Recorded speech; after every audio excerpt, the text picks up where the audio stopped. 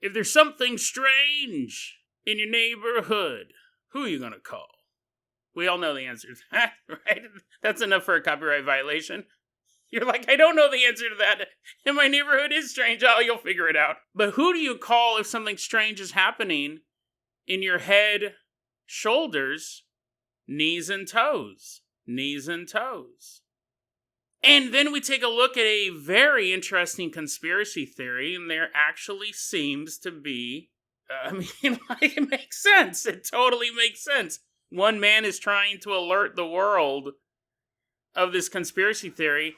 Is it possible that the elite, the ruling families, the Illuminati themselves, have their own version of Netflix? Today on Dead Rabbit Radio.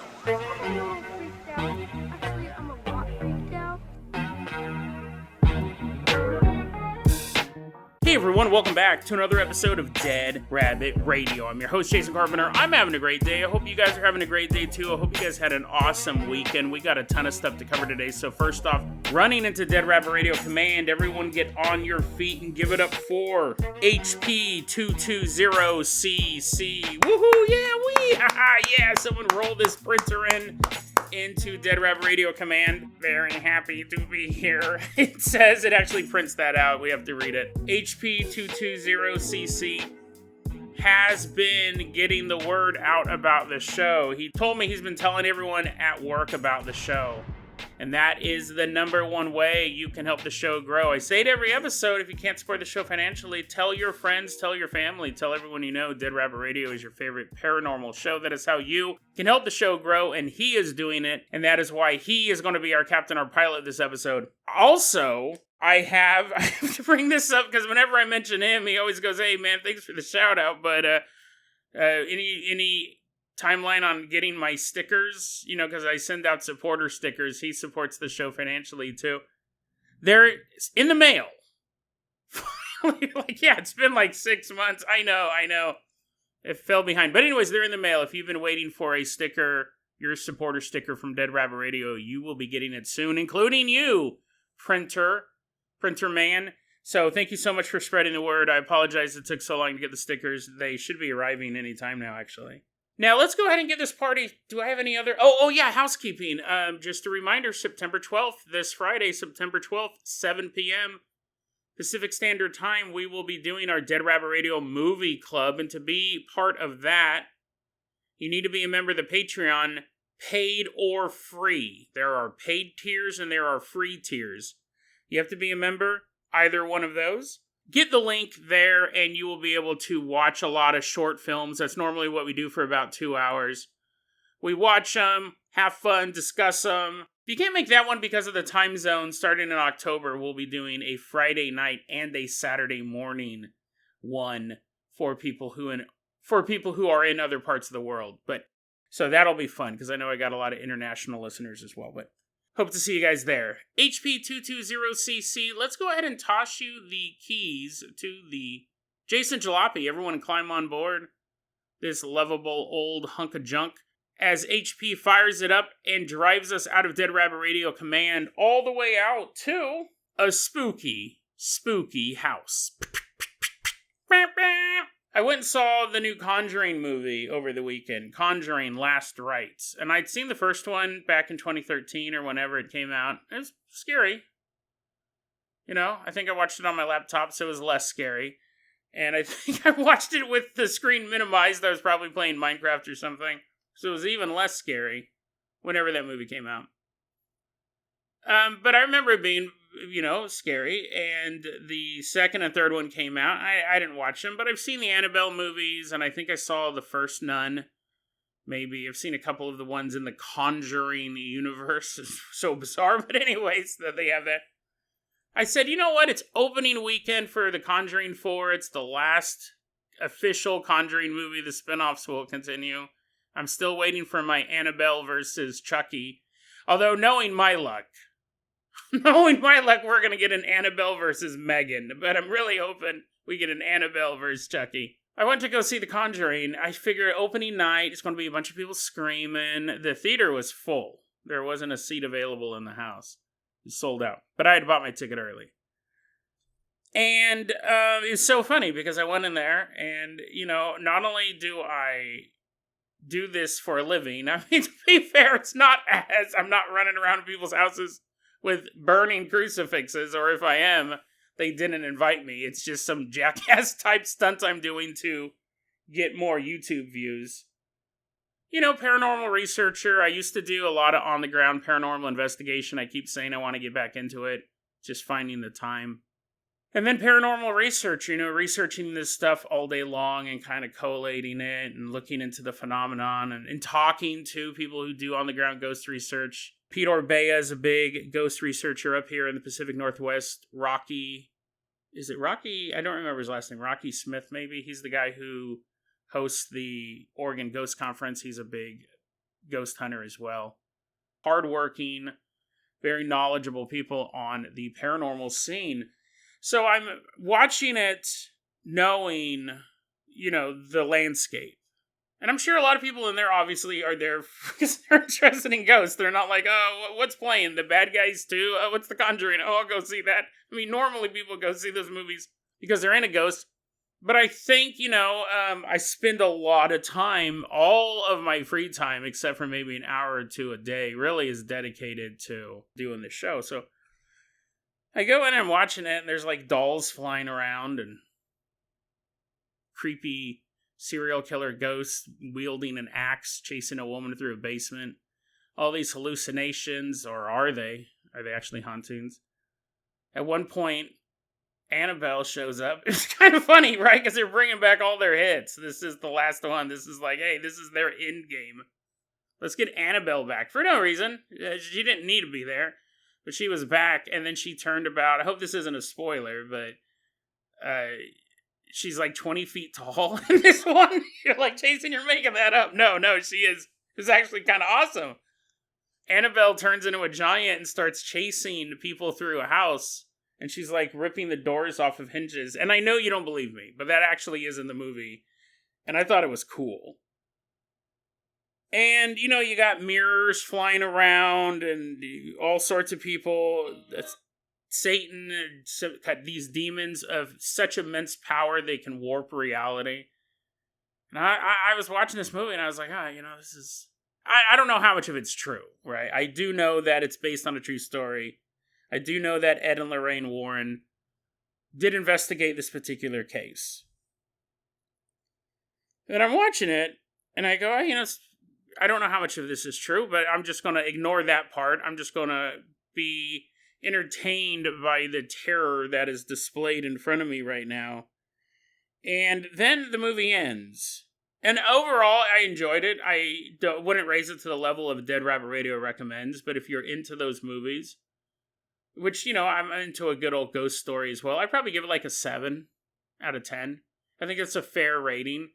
It didn't break any boundaries, but I was enjoyed. I was never bored, and it never seemed like it went on too long. But what was really interesting is when the movie ended, people are getting up out of their chairs and they're like, oh, it wasn't that scary. I was expecting more. That wasn't that scary. I'm like, what? Annabelle was 20 feet tall. That's the most terrifying thing. That's the most terrifying thing in the world. If that happened to you in real life, that would be the pivotal moment. You would think about that as you're surrounded by your loved ones on your deathbed. You're like, oh yeah, man, I sure do love my family. I had such a great life. But the only thing I'm going to think about before I die is the day I got chased through the house by a 20-foot tall possessed doll. I went into the bathroom. I had to go to the bathroom, and there were guys in there talking, and they go, oh, yeah, it wasn't that scary. And I'm like, what? Did we even watch the same movie? Now, this is the funny thing. I'm thinking, if you took this movie, before I even knew what anyone's opinion was on it, because, people were screaming at the appropriate times. I figured everyone thought it was scary. I remember there was one point in the movie, and I thought, if you took this movie and showed it to a pilgrim... he'd explode. Not figuratively. He'd just blow up. All would be left would be the buckle on his hat and the buckle on his shoes. Because it's so demonic. Like, if you were able to take this movie and even transport it back, say, 40 or 50 years, there'd be protests outside the theater. Because it's so evil. But it's really, really interesting. I think just we've become, 20-foot tall haunted doll serial killers with axes. And I'm not saying I want protests. I think all of that stuff is pretty goofy. But what I'm saying is that it's just funny. I thought everyone was going to be like, man, that movie had some good jump scares. Or that movie was scary. Was what I expected to hear. Not multiple people from different groups say that movie wasn't scary at all. I'm like, what? Now, it didn't scare me to the point, like, when I came home, I wasn't afraid of walking home. When I got home, I had to organize my magic card collection, because I got some new ones. I wasn't, like, afraid to go to the bathroom. I've watched movies like that, where to make the journey from my recliner into my bathroom, I'm like, no, I'm good. I'll hold it in. I look at the clock, it's 8 p.m. I was like, oh, yeah, I can hold it in for 12 hours. I'm also super thirsty. Thought it was interesting because the movie actually was scary, but it's not as scary as people expect these days. But as a paranormal researcher, any one of those, and I don't again know how true the story is. Apparently, there's a movie on YouTube called The Haunted, which I'm going to watch. It was a made-for-TV movie based on the case, and it was made back in the late 80s, I think. And people say that one's really good, and that one's very close to the actual case that was studied. They said it's one of the best made-for-TV movies. So, but I haven't seen it yet. I don't rush out to watch it. I'm like, what? This sucks. Where's the giant doll? I'm going to check that out.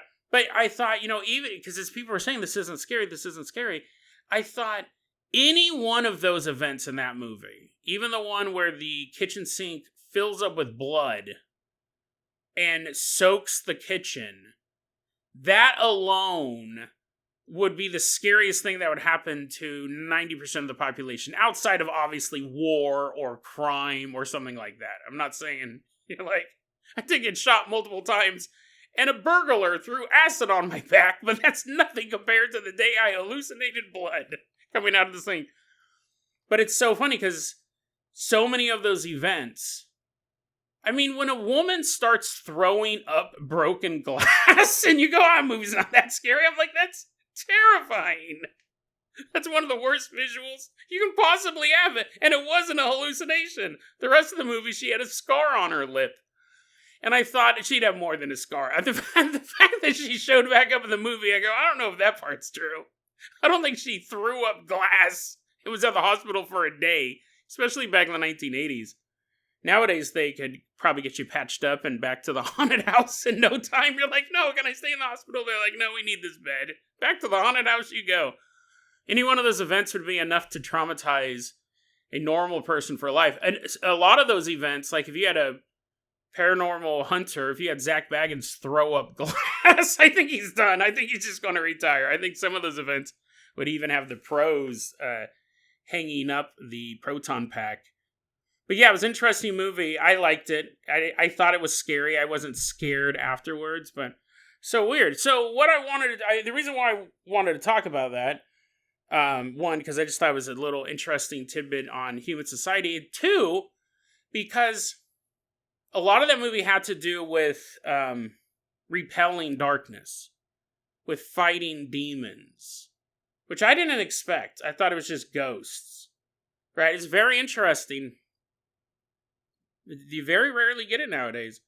When a character in a big budget Hollywood movie opens up a Bible and says the name Jesus Christ. Reading out of the Bible, not because something fell on his foot. It was odd. It doesn't happen anymore. But, yeah, I just thought I have some stories that are kind of about, fighting evil. But again, we hear so much about exorcisms, demonic exorcisms. Let's focus, because, I like to focus on the more lesser known things. HP220CC is driving us out to this spooky, ooky house because we're about to meet a group of people who have been possessed by Jinn. We've talked a lot about Jinn on this show. It's not a topic I thought I would have been covering as much when I started it, but it's so different than demonic possession. It's so much more varied. Just for a quick compare and contrast, demons, they possess you, and the telltale signs are you have knowledge that you're not supposed to have, which includes multiple languages. Increased strength is another big sign of it. And what's the third one? I don't remember. Someone's floating around the room. I'm like, and I don't think that's in the top 3. They're all maybe in the top 20. Head spinning around, eyes are shooting out fire. I was like, I don't know. I only know the top 2. Increased strength and knowledge of things you shouldn't know about are the 2 big ones. And those things are noticeable. When you have a 6-year-old kid who can throw someone across the room, or granny can drop kick grandpa, probably a good sign they're demonically possessed. But there's other ones too. It's not just those 2. They're all raising the army of the dead. I was like, I don't know. I could be anything. But in Jinn, it's super varied.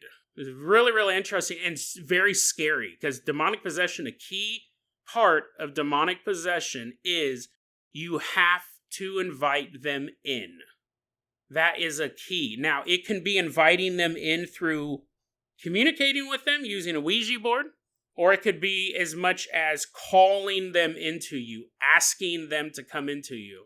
Just how Christians believe you ask Jesus to come into you, you can ask for the opposite. You can ask for a demon to come into you, but you have to invite it. This creature that can destroy your world, you have to invite it in one way, shape, or form. There's a little bit of an asterisk there. Sometimes demons can kind of latch onto you if you have these super destructive lifestyles, like extremely hardcore drugs, gambling addictions, alcoholism, things like that. But you're not possessed. They're just attracted to you, and it's causing chaos in your life. But it's different than a demonic possession. Let's take a look at these, because these are weird. These Jinn possessions. We got a row of people here. We've got a couple different signs. First off, I want to give a shout out to Sarah Millers. She posted this online, and she got it from Sheikh Abdul Ram Kajaj, who has been an imam for more than 20 years and performed more than 100 exorcisms of Jinn. First off, a person may become possessed or overpowered by a Jinn for 5 reasons. Demons, it's self-destructive lifestyle, inviting them in. Pretty much. Those are the biggies, right? Jinn, one of them is committing too many sins. Self-destructive lifestyle. Matches up. 2. This is, really, right when we get to 2, it already splits off. 2. I'd be in trouble with this. The person laughs too much. Isn't that interesting? Laughs too much. And again, to be fair, this is also what Sheikh Abdul Raham Khaja has noticed in his work. Other exorcists could have differing opinions, but this is what he's noted in his 20 years of work. He goes, they laugh too much. The person laughs too much. Or they're not aware of what's going on in their environment. Which we've covered stuff like that in our show. We've covered so many stories. I call them psychic landmines. You're not going to the haunted house. You're not playing with the Ouija board. You're just walking down the street and something attaches to you. We've done a lot of episodes about solar plexus clown gliders, and that seems to be a key component of these interdimensional parasites or whatever they are. Wrong place, wrong time. And maybe if you are more aware of the environment, not just physically but spiritually, you would go, I'm not going to take that path today. I know I'm supposed to get to my classes and I'm running a little late and I'm on college campus, but I'm going to go this other way. Something tells me not to go this way. But then as you're walking the long way, you start laughing. You're like, I don't know what that was. I don't know why I felt so weird, but I'm just going to laugh all the way to class. A Jinn might get you. A person is overly scared is another one. Bordering on paranoia. That is, what's funny is a lot of times in the West, in America, we hear stories about horror movies. This was big in the 80s. Horror movies and scary movies were gateways to the satanic, were gateways to the demonic. And as a big horror movie buff myself, while I don't really buy that argument. I understand a lot of the imagery can be like that. But I don't think, unless you have like a really, really intense movie that has rituals built into it, we've talked about that before on the show, I think it can put ideas in your head that don't go away. I think it can give you visuals that you have a hard time scrubbing out, but I don't think it leads to the demonic. I think people who are interested in dark demonic things will be drawn to horror movies, but people who aren't into those things as far as wanting to be possessed or wanting to summon demons are also attracted to those things for different reasons. But what's interesting is it doesn't matter. It doesn't matter the intent of the art. It doesn't matter. If it scares you, if you are too scared all the time, that weakens you, and a jinn can get into you. So now we see in the Muslim culture that would make sense. You're watching too many scary movies, son. Like, that's actually lowering your spiritual resolve against the jinn. It's interesting, right? Because that argument doesn't really get brought up over here. It's just the symbols. And it makes you interested in blood and gore and stuff like that. Anyways, I don't want this episode to go too long. we're on number 3, okay? You're like, how many are there? There's a lot of people lined up in this room. You're like, why are they lined up in this room, Jason? Well, I was going to do like different numbers for each person, but it's going on too long. I was going to say, and this guy laughs too much. Ha ha ha ha. Going on too long. Overly scared. Another one is overly forgetful. Interesting. I don't have much to say about that one. This is one that we've covered before. Reason number 5 is the jinn falling in love with a human will encourage the jinn to possess that human. We got sent a story a while back where that actually happened. Where it was a woman who was possessed by a jinn because it was in love with her and wanted to marry her, and the family had to drag her out to where there was this blessed water so they could sprinkle it on her, and I think they ended up having to push her into the fountain. I'll put that episode in the show notes, but yeah, it was really, really interesting that you would have that as a factor. The jinn falls in love with the person. Now again, the woman doesn't fall in love with the jinn, and it can happen to a man as well. It's that this invisible spirit, which they are different than demons, they operate in different capacity, seem to have the same boss, and in a way the same goal, but they're just more nuanced. We'll get to that in a second. But you have the jinn would be watching you and be like, woohoo, you look like you've been working out, and you're sitting there and you don't hear the compliment, but you blush. You blush a little bit anyways. You're like, why am I blushing? Am I sick? Do I have to go to the doctor? And you get up and you're walking around your place, and the jinn's like, look at those buns. Beefcake. That's what I'm having today. And you're like, huh, what? What? As your buns tighten up, you're like, why is my butt flexing? Why is it doing that involuntarily? I probably really should go to the doctor. You don't do anything. The jinn falls in love with you, and it possesses you by no fault of your own. What I said in the intro about it possessing different parts of the body, you're like, oh, that's what that meant. I didn't understand why you started singing a nursery rhyme all of a sudden. Demons tend to possess an entire body. If they're not attached to you, they'll possess you. But a jinn can possess a particular part of the body and cause afflictions in that part. A bum knee could be caused by a jinn. And that means that the jinn is living in your knee. That is the part of your body it has possessed. Chest pain, unexplained. You get your heart checked out 100 times, but there's nothing wrong with you. In fact, you're at peak health. But every so often you just get this burning sensation in your pecs. It'd be a jinn inside it. I'm not saying you're like, oh no, you have all these ailments. You're like, oh, I just got back from working out. I was trying to get my buns nice and tight. Because I keep flexing them involuntarily, I figured go with it. My knee hurts and my chest hurts. Oh no, Jason says I'm possessed by Jim. Oh, better not laugh. Should run into the doctor. I'm not saying whenever you have these ailments, you are possessed by a jinn, just so we're clear. But a jinn can possess just a certain part of your body. Why? What would be the advantage of that? I don't know. Honestly, I don't know. I guess one thing is that they can move around. So if you went to a imam and they went to perform an exorcism on your left knee because they believe a jinn is inside of it, it could move to your right shoulder. So technically, the imam will be like, well, I guess it's gone. Your knee feels great. Yeah, it feels great. Okay. And then a month or two later, your shoulder starts to exhibit the same symptoms. It can be a little more wily, harder to get rid of than a full body possession. Like once a priest realizes you're possessed by a demon, I mean, there's only two things that are going to happen at that point. You're either going to continue to be possessed by a demon, or it's leaving. You can't really sneak around. When you're, again, these were tips basically for an exorcist who specializes in jinn. they go, when you're performing the exorcism, what you should do is talk to the Jinn. Get to know them. Because again, they're not as black and white as a demon, although they are still really evil. Man's downfall is the goal of most of them. And you kind of got to suss out, because they lie all the time. You got to kind of suss out who is who. But the exorcist, they go, talk to the Jinn. And there's a couple of questions that you should ask. You should ask them. You have to, though, avoid casual conversation. You can't be like, hey, what's up, man? How you been doing? I've been doing okay. I'm in this guy's shoulder. It's pretty fun. Pretty fun up here. It's a ball, you might say. You're all, what? Is there a ball joint in the shoulder? He's like, yeah, I'm right here. Whee! He's all spinning the arm around super fast.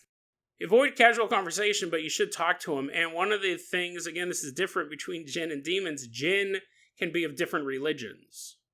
That's always fascinated me. I found out about that a couple years ago doing the show. I was like, what?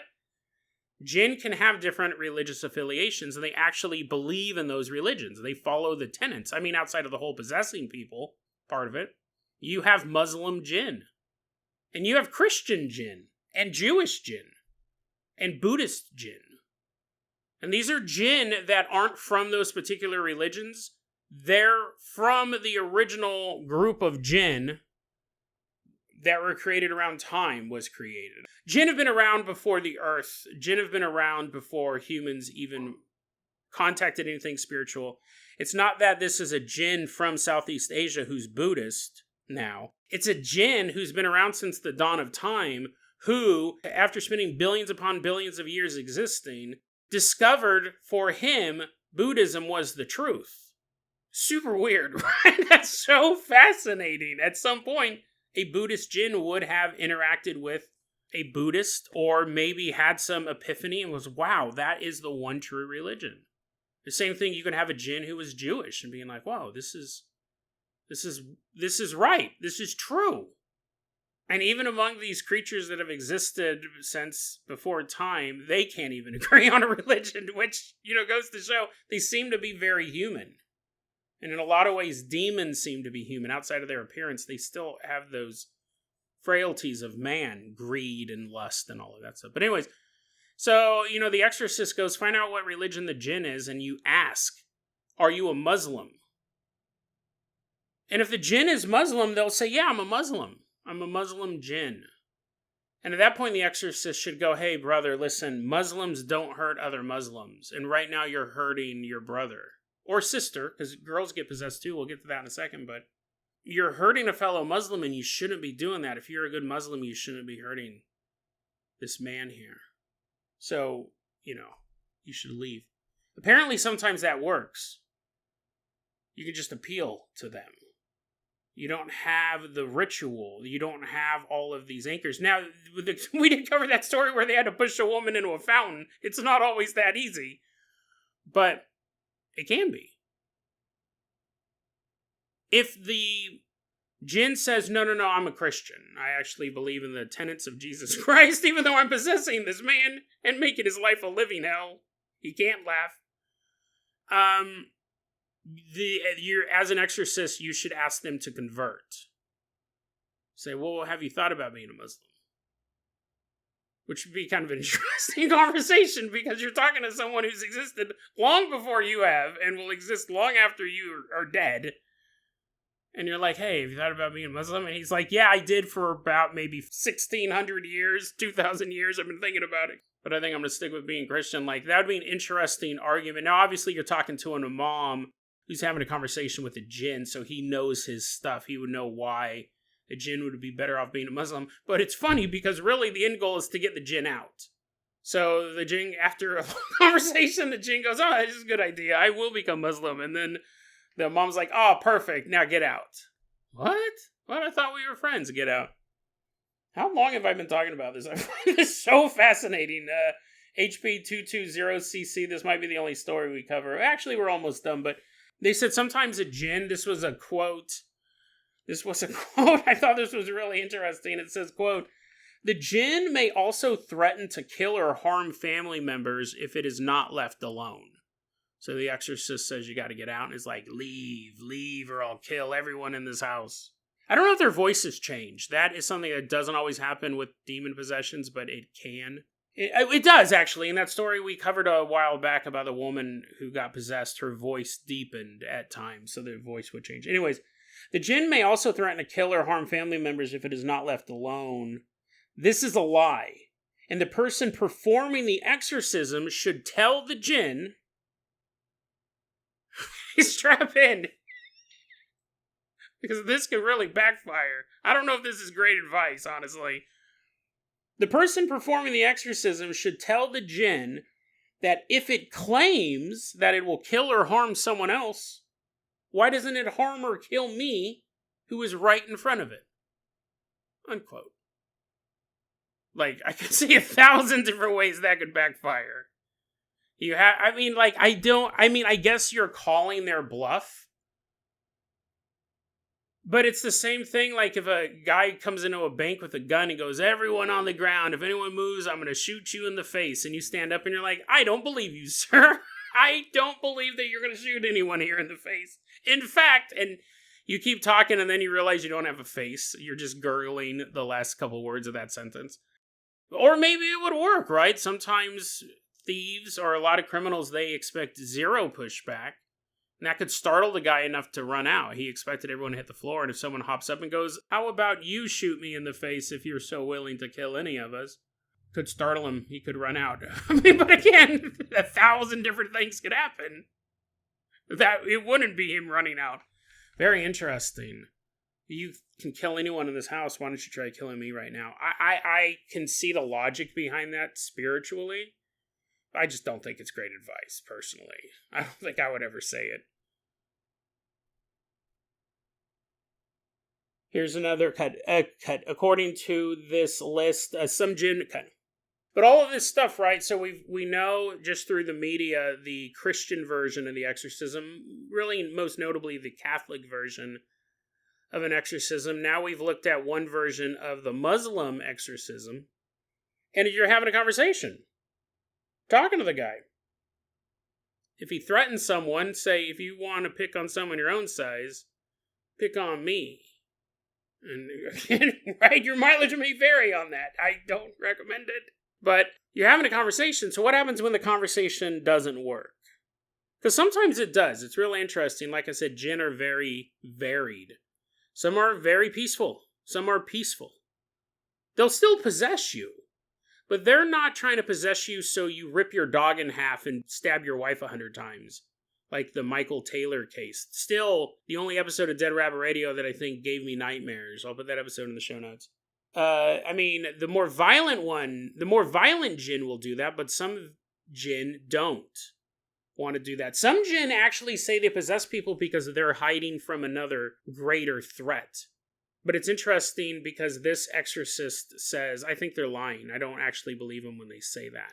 But Jinn will say, hey, the only reason I'm in this guy is because I'm trying to hide from something. Some are peaceful, some are far stronger than others, some are far more violent than others, and also some are dumber than others. That's something we always ascribe to the supernatural, especially demons. They know way more than humans do. They really kind of know everything humans do. All of our history and all of our languages. They don't necessarily know exactly what your Aunt Betty was doing 3 Tuesday nights ago, unless it was particularly watching her. But he knows when the Bismarck sank. Like, he could recite any possible fact, all human knowledge a demon has access to. They just know it all. And it's not even, I don't even think it's that they were flying around knowing when all the historical events were happening. I just think I don't know if they actually read it or learned it. They definitely don't forget. So they have access to all human knowledge. So, I mean, that can be a plus in some aspects, right? If you're like, oh no, I'm taking a test tomorrow. When was the Bismarck sunk? Oh, great demon lords, Gamigin, right into my dorm room. Let your little donkey hooves take me to the underworld so I can pass this quiz, this ungraded quiz. But Jinn can be dumb. Jinn can actually be as dumb as a human. Which, on the scale of things, we're the smartest of all the animals. But when you're talking about metaphysical beings that have existed before the universe, A human's probably one of the dumbest things you could run into, honestly. I love humans. I'm a human first guy, earth first. Anyway, so if you can't get rid of the Jinn by talking to it, what do? You gotta beat it out of them. But not to the point where you're actually like punching them in the stomach or whacking them over the head with a pillowcase full of doorknobs. Nothing that extreme. Although to the person undergoing this, it probably like, I'd probably rather get punched in the stomach than what's about to happen to me. But apparently you can, if the Jinn will not leave willingly and there's no fountain of water to push them into, there's no other way to get this Jinn to leave, no other external force. According to this account, what you can do is you can beat them either on the palms of their hands or the soles of their feet. And you have a stick or a rod to do it. You keep slapping their hands with this rod until the Jinn leaves, which, I mean, how long is that going to take? Because the palms of your hands and the soles of your feet are pretty delicate, right? Considering how much work they have to go through. They're not usually struck multiple times with a large stick of wood. They're not designed for that. They're designed for picking stuff up, and they're designed for walking on dirt. Repeated blows to the hands and feet, which that is a way that people do get tortured. Because it works. It's very, very painful. And this is the last resort. If there's no other way to get this Jinn out, you can't bring anyone else in. There's no other, like, this is something you need to do right now. This is what you do. A bonus to this is that when the Jinn leaves, because apparently eventually it will, the human will have no pain afterwards. It says the possessed person will not feel the after effects of the beating in these two places afterwards. But there's a very, very interesting word there, afterwards. So they won't be in pain for the next day or two because their hands and feet are so sore, but they'll feel it while it's going on. And depending on how long it takes to get rid of this Jinn, that can be a while. So guys, this is super interesting. This is something I don't normally do where I edit an episode before finishing it. Because obviously, if it just ended there and the music started up, you'd be like, what? That's kind of weird. I planned on just including, because that segment did run much longer than I thought it would, HP220CC. I'm going to have you back for another episode to fly the Carpenter Copter. So wait on that. But what is really odd, and I don't know how many of you picked up on this,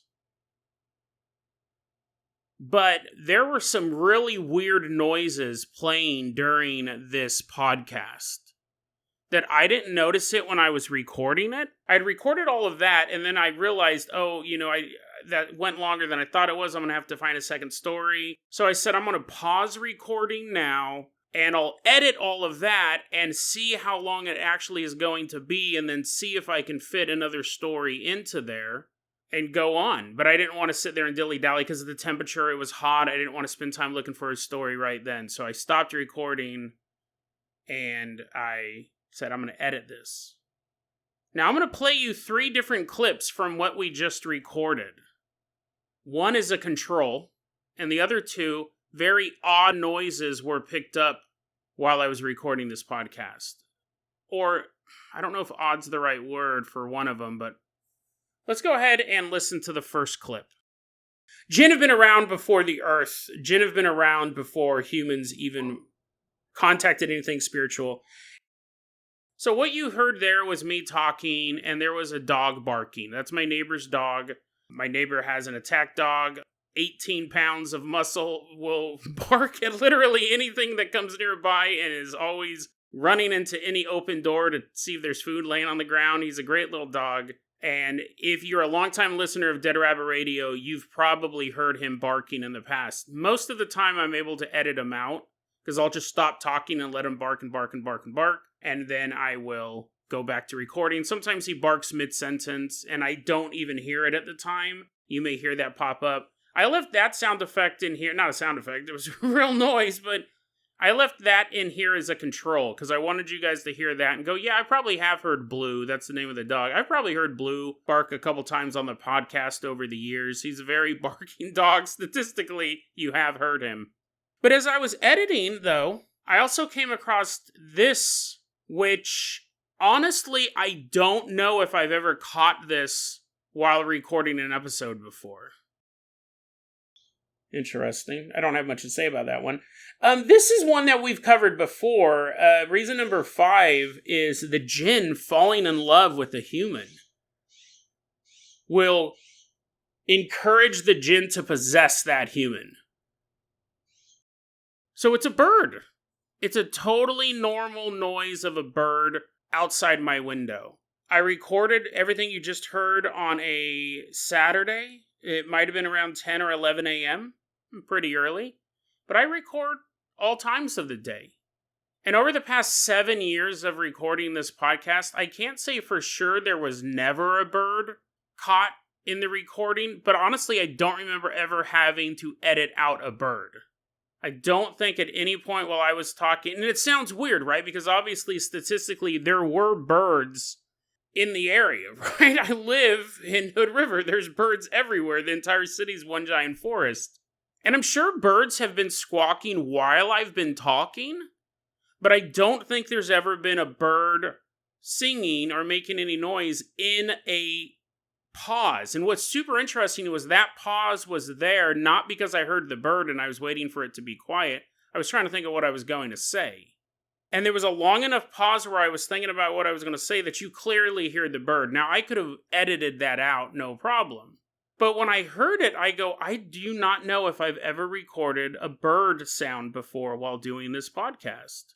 Started to get a little, like, is there an association between birds and Jinn?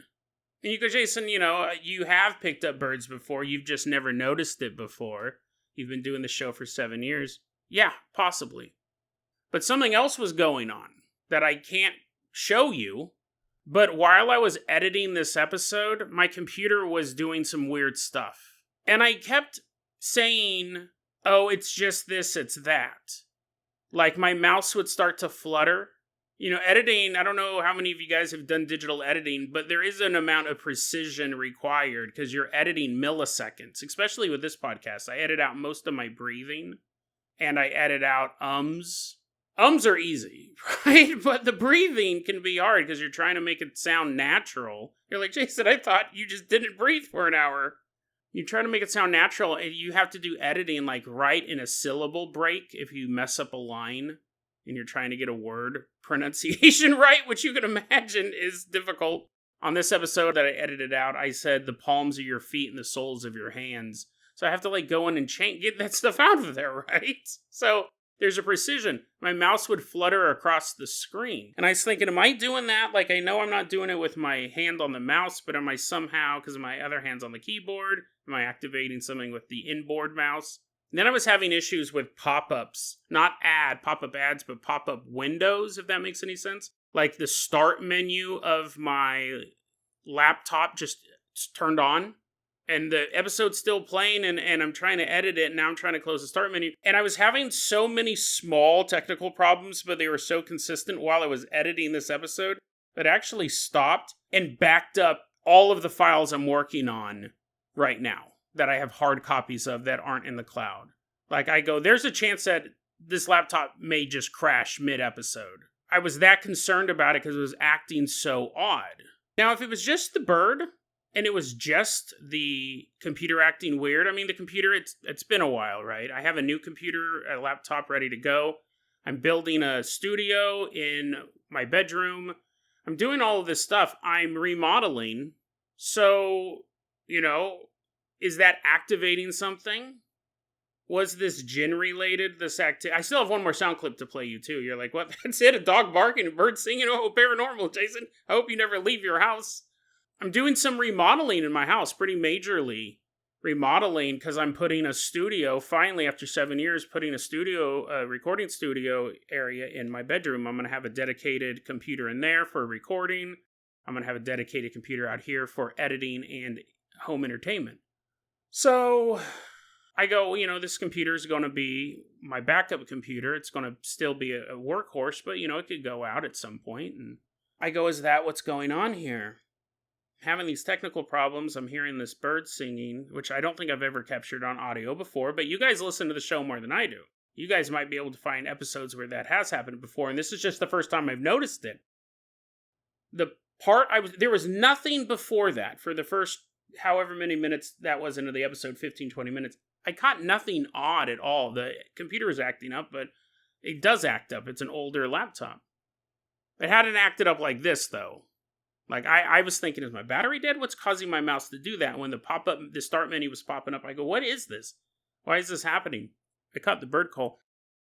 That segment, I was talking about a Jinn being in love with a human. And right when I really start talking about that, I make a couple jokes leading into it, you start to hear this bird. Interesting. I don't have much to say about that one. This is one that we've covered before. Reason number 5 is the Jinn falling in love with a human will encourage the Jinn to possess that human. And that pause was not me hearing the bird and waiting for the bird to quiet up. That pause was me trying to think, and I caught it so clearly. And then it paused like 1 or 2 more times, and never again. For the rest of the episode, I didn't hear a bird. So it really was like a 20-second, less than that, it was like a 5 or 10-second bird noise, and then nothing. But I did catch one other odd sound, and I still don't know what this could have been. I'm going to play it. I'm going to explain it, and I'll play it 1 or 2 more times so you can, if you don't catch it the first time. Here's the clip. As your buttons tighten up, you're like, why is my butt flexing? Why is it doing that involuntarily? I probably really should go to the doctor. You don't do anything. The Jinn falls in love with you, and it possesses you. By no fault of your own. Okay, so if you didn't catch it, because I caught it at the very end, and I think at this point, I was listening because I was still kind of weirded out about the bird thing. I go, what? Like, I was kind of I felt like I was listening harder to the recording than I would. Normally I'm listening for me messing up words or saying cut, which means, I got to take out a little bit of segment. I realized I kind of went too far off tangent or I'm not making sense or whatever. I'm usually listening on a verbal level. So it's possible that I've recorded birds before and never picked up on it until tonight. But this, what I played just for you, it's clearly the sound, to me, of a growl. As your buttons tighten up, you're like, why is my butt flexing? Why is it doing that involuntarily? I probably really should go to the doctor. You don't do anything. The Jinn falls in love with you, and it possesses you. By no fault of your own.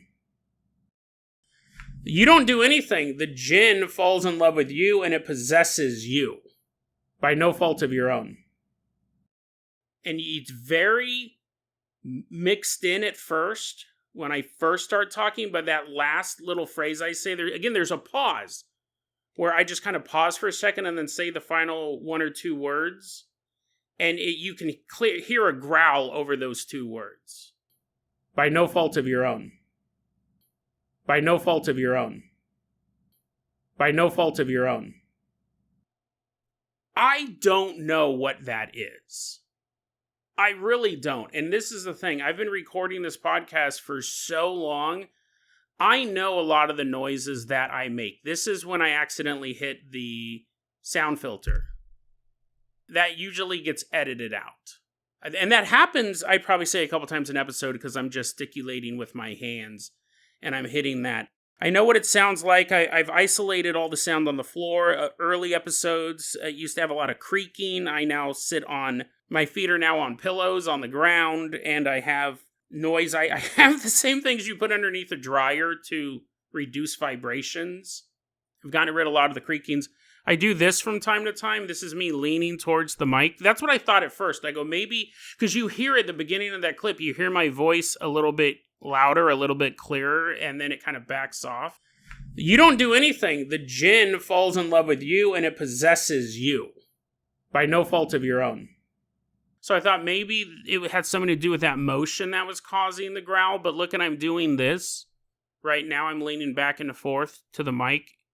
And I'm not even going to turn my head, because I'll do this from time to time to look at my notes, and it's not replicating a growl noise, as far as I can tell. I could start editing this and realize what an idiot I am, and it sounds like a constant growl. But this is me moving. I'm moving my arms. My fan has been going, and it's been going for the past 50-some-odd episodes. I haven't heard a sound like that before. It sounds like a growl separate from my voice. Now, that was a car that just went by, and sometimes the microphone will pick up a car. That's not what that was. I hear cars all day long on the edit, and I have to edit them out. Sometimes you'll hear the ending of a car during a sentence or the beginning of a car during a sentence, but those are still completely distinct noises from that growl. So I don't know what that was. And it could be because I'm remodeling. Like, I'm actually throwing a bunch of stuff away. I'm reducing my wardrobe probably by 80%. I have shirts from 2003 that I really, really like. But I'm giving them away to Goodwill, and I'm getting this bookcase put in so I can organize my stuff. And stuff that doesn't go in that bookcase is going to go to thrift stores and Goodwills and all that stuff. It's a pretty big remodel, getting a studio built in there. And I wonder if some of the stuff that I've been doing, this isn't what I think it is, but this was one of my theories. Part of my remodeling might have been kicking up some of the spiritual energy in this place. Now, I will say, I do believe my place is haunted. We've talked about that in past episodes. I'll put them in the show notes. I don't think the spirit in my house is hostile, and I honestly don't think he would care if I was throwing away stuff. If honestly, he'd be like, yeah, dude, those shirts don't even fit you, and one of them is just one giant hole. Why do you still even have that? Give that stuff away or throw it away. I've never thought that the spirit in my house was hostile. What's interesting, though, was as I was getting ready to record this part, I was walking around shutting off my fans. I only can have one going while I'm actually recording for noise, but I have to have some temperature control. I walked into my bedroom to shut off my air conditioner and my bedroom fan, and I instinctively started walking towards the closet to shut the closet door, which is where I believe that the spirit mainly resides. And I stopped. And I go, why are you walking over there? Like, that doesn't affect the recording at all. The closet door doesn't affect the recording at all. So I left it open. But I thought that was weird. I had an instinctive move to go and shut the closet door in the bedroom so I could record. And I go, that doesn't have anything to do with this. So I'm going to have to file that away. Again, I don't think the ghost of this place is affecting the recording. However, we've done past episodes, and I don't know if I can find those for the show notes. I'll see if I can pull them up. Where I used to record in the closet. We called it the haunted closet. And there was paranormal activity right outside there. That, when I was recording in the closet, I definitely picked up weird noises. And one time I thought I saw the silhouette of a dog, like the dog paws walking by the closet door. Like, there's that gap underneath the closet door on the floor, and it clearly looked like I saw paws walk by when I was talking about a ghost dog. I will also say it's very interesting that closet door has a padlock. Not a padlock, has a deadbolt on the outside. It has a handle. It has a working handle. But that was my watch going off. I'm really noting all the sounds that can get picked up during an episode so you can see how... And I know all of these sounds. Phone ringing, all of this stuff. Closet has a deadbolt on the outside. It has a working knob. And I always thought that was kind of odd. And it's aftermarket, like someone installed the deadbolt. So I don't know if someone else had a problem with that closet. Why would you deadbolt a closet? I mean, if you thought it was haunted and it was causing you trouble, the ghost has never caused me trouble. I'll put that whole episode in the show notes. I really go into detail with that one. But so, Jason, if you don't think it's the ghost, even though you're remodeling and we know that can cause an increase in ghostly activity, do you think it's a Jinn? What's really interesting is that outside of the dog bark, which again, I put that in there as a control, so you could hear the types of noises I pick up on this podcast regularly. Cars, and my watch beeps every hour for some weird reason. I can't shut that off. Cell phones going off, things like that. Neighborhood noise. Both the birds and the growling happened in one part of the podcast and none of the rest of it. For the remaining 35 minutes, I didn't pick up anything odd. Both of them happened minutes apart. Both of them happened when I was talking about a Jinn being in love with a human. That's really weird. And honestly, super creepy. The fact that these happen so close together, I mean, about as close together as you could get. If you now listen to the whole segment, you'll see that's a couple minutes apart. Both of them I'm talking about a Jinn falling in love with a person. And both of them contain noises. One, odd noise, birds singing, which I don't think I've picked up before. But the growl, that seems to grow a bit and then stop and then finalize, and it's clearly distinct. I didn't hear it the first time. It wasn't until that final 2 or 3 words I heard the growl, and I go, what? And then I started listening to that part again, and I go, oh, the growl actually starts a little bit earlier and then stops. For whatever reason, I don't know. And it never appears again. Don't know what to make of it. I think it's super weird that both of them happen only during that part and never again. And as far as I can recall, really never in any other episode. Again, I've picked up weird noises before, but these kind of stand out. The other noises would be so one-off. Again, it would just be a weird noise in the middle of an episode, and I'd go, I don't know what that was, and I would just edit the episode and put it out there. These happen so close together, I go, is there a connection? Like, what is going on?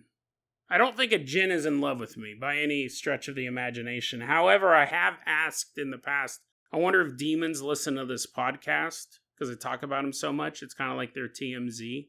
I've wondered if demons have listened to this podcast, but now I'm wondering if Jinn do as well. I wonder if they're listening to the live show, basically, which is terrifying. It's a terrifying thought. Pretty scary. And I will say this before we wrap this up. While I was, because there was a time gap, right? I recorded that part on Saturday. I'm recording this part today, and I had some other stuff to do, some work-related stuff, so I had to take a break from editing and start typing out some documents for work. And while I was working on the work stuff, I go, you know what? I'm going to start watching that YouTube movie I mentioned in the beginning of the podcast, The Haunted, which is the made-for-TV version of... It came out in the 80s. It's based on the true story that the new Conjuring movie's based on. Remember I mentioned that at the beginning of the episode? I started watching that. Like, you started watching that after hearing growling in your apartment while recording? What's interesting, too, see, I didn't hear that while I was recording. It wasn't until I was editing that I picked up on it, which, again, is another creepy thing. But I started watching that YouTube movie, The Haunted, and I think I'm maybe, 12 minutes into it. I think that's about as far as I got. 10 minutes and 21 seconds. It's creepy, man.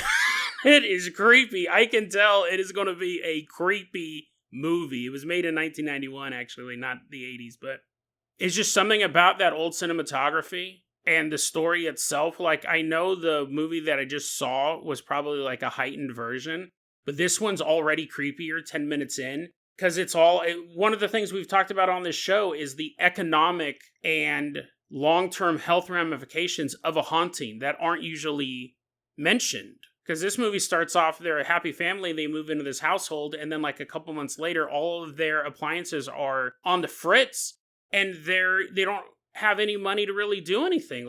It's a struggle trying to keep all of this stuff running. And then one of the family members had a heart attack, and they're still okay, but now they can't work. And you're like, that's the long-term game of a lot of these evil spirits. But the part, I was like, yeah, that's interesting, because we've talked about this on the show. I'll put it in the show notes. But you don't hear that a lot in ghost stories, and definitely not ghost movies. They're more want to get it to the 20-foot-tall Annabelle doll running down the hallway. And the part I was just at was the mom goes down into the basement, and her mother, who lives there, 8 people are living in this house. Janet, the mother, goes down to the basement to do something, and her mom upstairs goes, Janet! And she goes, yes, Mom? Janet! Mom, I'm in the basement. I'll be right up. And so Janet starts walking up the stairs of the basement, and then she hears, Janet! But this time, the call is coming from the basement. I was like, okay, I'm going to pause this. I think I might have to watch this during the day. It looks creepy. I'm 10 minutes in. I'm already like, ah. Plus, I'm picking up all these weird noises in my house. There might be a Jinn outside of my window with a little Cupid bow, hoping to fall in love with me. I don't know, man. Weird world indeed. DeadRabbitRadio@gmail.com is going to be our email address. You can also hit us up at Facebook.com/DeadRabbitRadio. TikTok is @DeadRabbitRadio. Dead Rabbit Radio is the daily paranormal, conspiracy, and true crime podcast. You don't have to listen to it every day, but I'm glad you listened to it today. Have a great one, guys.